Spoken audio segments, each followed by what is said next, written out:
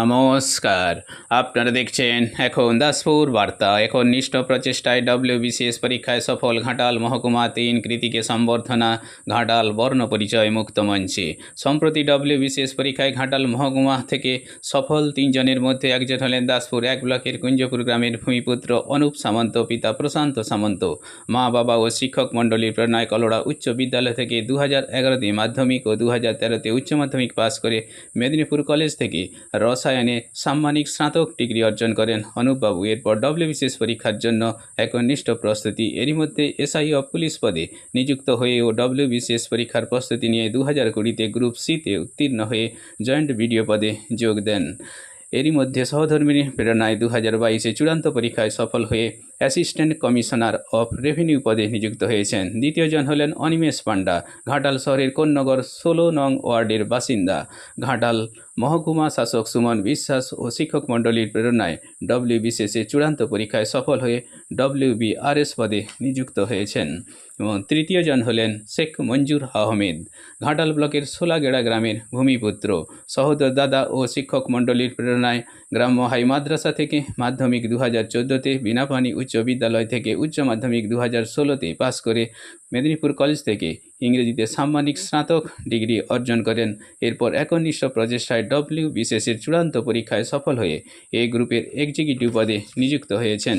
ঘাটাল মহকুমার চাকরি প্রার্থীদের প্রশাসনিক পদে নিয়োগে প্রেরণা দানে ঘাটাল মহকুমা শাসক সুমন বিশ্বাসের বারংবার ওয়ার্কশপ করানো অবস্থায় অন্যদেরও প্রাণিত করানোর লক্ষ্যে 8ই জুন রবিবার ঘাটাল মহকুমা শাসক সুমন বিশ্বাস এবং ঘাটাল রেড ক্রস সোসাইটি ও গান্ধী মিশন ট্রাস্টের কর্ণধার নারায়ণ ভাই ভট্টাচার্য, ঘাটাল মহকুমা সাহিত্য একাডেমির পক্ষে ডক্টর পুলক রায় ও মানিকচন্দ্র দোলই এবং ঘাটাল পঞ্চায়েত সমিতির পক্ষে সভাপতি শ্যামলী সর্দার ও সহকারী সভাপতি বিকাশ চন্দ্র কর এই 3 জনকে সম্বর্ধনা জ্ঞাপন করেছেন। এই মঞ্চ থেকে ঘাটাল পৌরসভার পক্ষ থেকে পৌরপিতা তহিনকান্তি বেরা 14ই জুন শনিবার রাজীব নিলয় এই 3 কৃতিকে সম্বর্ধনা দেওয়ার জন্য আমন্ত্রণ জানিয়েছেন। ঘাটাল থেকে রিপোর্টে Shyamsundar Doloi. Like and follow with subscribe এখন দাসপুর বার্তা। এই দাসপুর বার্তায় যুক্ত হন, আলোর পথে এগিয়ে চলুন। এবছর 2022 সালের যে মেধা তালিকা প্রকাশিত হয়েছে, WBCS যে রেজাল্ট প্রকাশিত হয়েছে, সেখানে এই গ্রুপের চাকরি 3 জন পেয়েছেন, একজন WBCS এবং 2 জন WBRS-এ। সারা পশ্চিমবঙ্গ জুড়ে মাত্র 160 জন সিলেক্টেড হয়েছে A এবং B গ্রুপ মিলিয়ে। তার মধ্যে মেধা তালিকায় প্রথম দিকেই আছে সবাই আমাদের ছেলেমেয়েরা। আমাদের মঞ্জুর আহমেদ কম্বাইন্ড লিস্টে 7th এবং এক্সিকিউটিভে 5th হয়েছে। আমাদের অনিমেষ পাণ্ডা ঘাটাল শহরে, সেও কম্বাইন্ড লিস্টে 24 এবং WBRS-এ 4th হয়েছে। আর একজনও সেও ভালো র্যাঙ্ক করেছেন আমাদের অনুপ সামন্ত দাসপুরে। এরা সবাই এখন কর্মরত, WBCS C গ্রুপে সবাই কর্মরত। এই চাকরিটা হয়তো প্রথম বছরই এই গ্রুপে পাওয়াটা খুবই কঠিন। আমিও আগে অন্য গ্রুপে চাকরি করতাম, তো অনেকটা লড়াই করতে হয়। আমরা ওদের মুখ থেকেও শুনবো আজকে ওদের লড়াইটা কেমন হয়েছে, তো সেটা ওরা বলবে। এখানে অনেক সাংবাদিক বন্ধুরা আছেন, তাদের মাধ্যমে ওদের কথা গোটা ঘাটাল নয়, গোটা মেদিনীপুরের মধ্যে ছড়িয়ে যাবে এবং তার বাইরেও ছড়িয়ে যাবে। আমি ধন্যবাদ জানাবো ঘাটালের অনেক সংস্থা আজকে এখানে এসেছেন, আগেও তাদেরকে সম্বর্ধনা দিয়েছেন এবং সংবাদ মাধ্যমে এভাবে WBCS পরীক্ষায় সিলেক্টেড ছেলেমেয়েদের নিয়ে এতটা উন্মাদনা এর আগে দেখা যায়নি। এটা দেখার পরে যেটা হবে সেটা হচ্ছে অনেক ছেলেমেয়েরা এই পরীক্ষা দিতে এগিয়ে আসবে। মেদিনীপুরের ছেলেমেয়েরা খুব বেশি WBCS পরীক্ষাতে আগ্রহী নয়, সেই ধারণাটা ওরা ভেঙে দিয়েছে।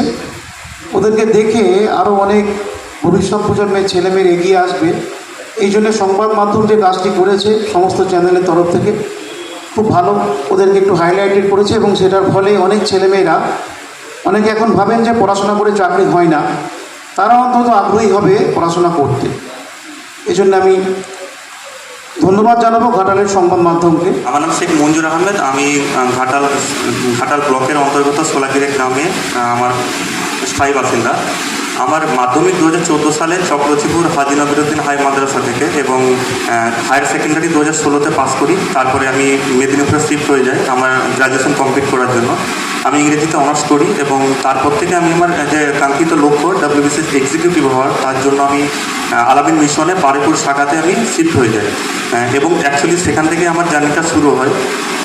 সেখানে তারপরে আমি এটা প্রথম ফার্স্ট অ্যাটেম্প 2020-তে আমি অ্যাপিয়ার করি এবং সেখানে আমি শুধুমাত্র বয়সের জন্য শুধুমাত্র গ্রুপ বি জন্য এলিজিবল ছিলাম।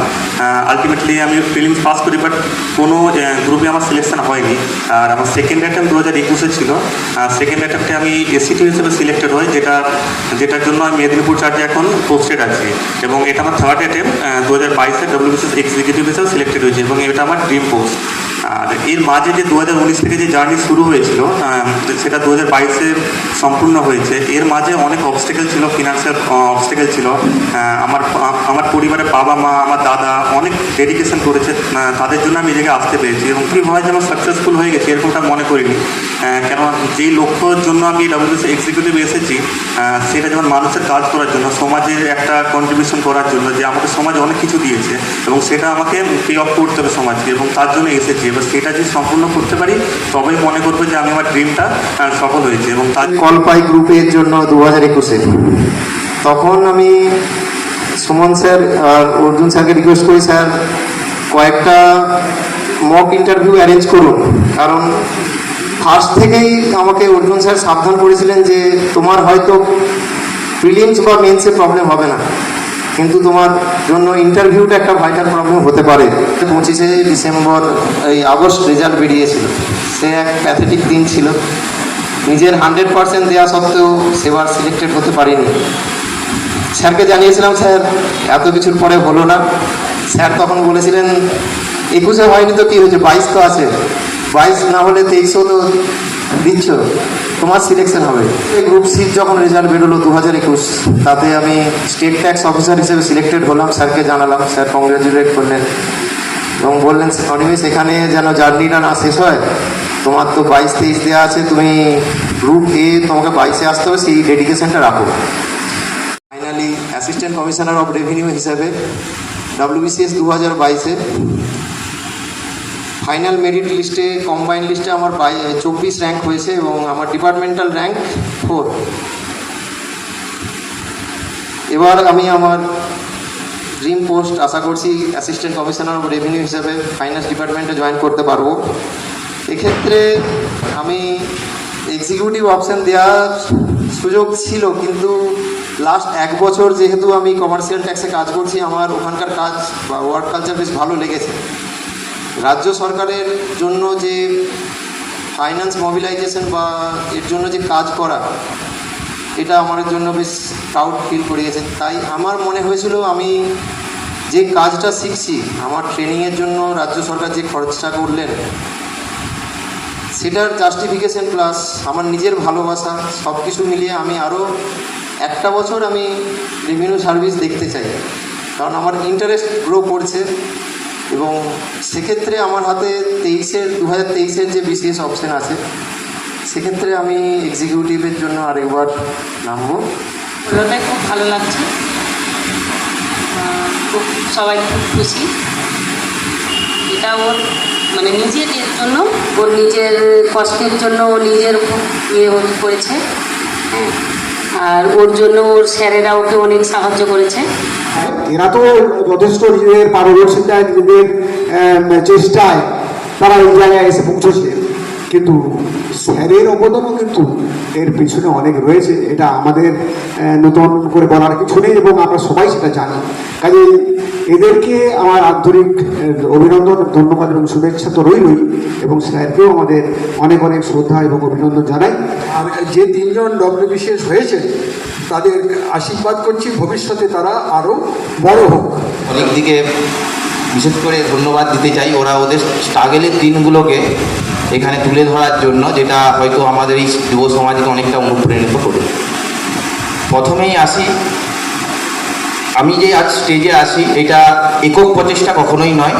এতে আমার পরিবার, বিশেষ করে মা বাবা দীর্ঘ দিন ধরে আমার লড়াইটা দেখেছেন, তারা সাপোর্ট করেছেন। তার দিকে আমি ধন্যবাদ দিতে চাই। বিশেষ করে 2022 WBCS এর ক্ষেত্রে, এর আগে আমি সার্ভিসে ছিলাম অ্যাজ এ জয়েন্ট ভিডিও।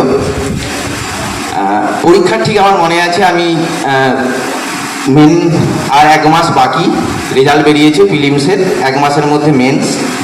তো আমি ওয়াইফের সঙ্গে আলোচনা করি যে অপশনাল তো ঠিকভাবে এখনও পড়া হয়নি, প্র্যাকটিস হয়নি, তো আবার পরীক্ষা দিতে যাওয়া মানে আবার ঘুরে সেই সি গ্রুপে। অলরেডি আমি সি গ্রুপে চাকরি করছি, একটা ভালো পোস্টে, জয়েন্ট ভিডিও পোস্টে আমি চাকরি করছি, আমার কি যাবার দরকার আছে আর? তখন ও আমাকে বললো যে ঠিক আছে, তুমি প্র্যাকটিস করোনি হয়তো লিখে, অপশনালটা অনেকটা লিখতে হয়, 3 ঘন্টা 3 ঘন্টা 6 ঘন্টার পেপার, তুমি যতটা পড়েছো ততটাই লিখে আসো। তো আমি ভাবলাম যখন ও বারবার বলছে, একই কথা ইনসিস্ট করছে, আমি যাই হলে। তো গিয়েছিলাম, স্বাভাবিকভাবে আমি আর লেখা প্র্যাকটিস নেই, 10টা কোশ্চেন লিখতে হয় 3-6 ঘন্টায়, অনেকটা লিখতে হয়। আমি 4টে উত্তর দিয়ে আসতে পেরেছিলাম টোটাল। আশা করিনি হয়তো আমার 2022-এর এই গ্রুপে ইন্টারভিউ কল আসবে এবং আমি সিলেক্ট হব। সত্যিই আমি ধন্যবাদ দিতে চাই। ওয়াইফ যদি না সেদিন আমাকে মোটিভেট করতো, আমি হয়তো পরীক্ষাটা দিতেই যেতাম না।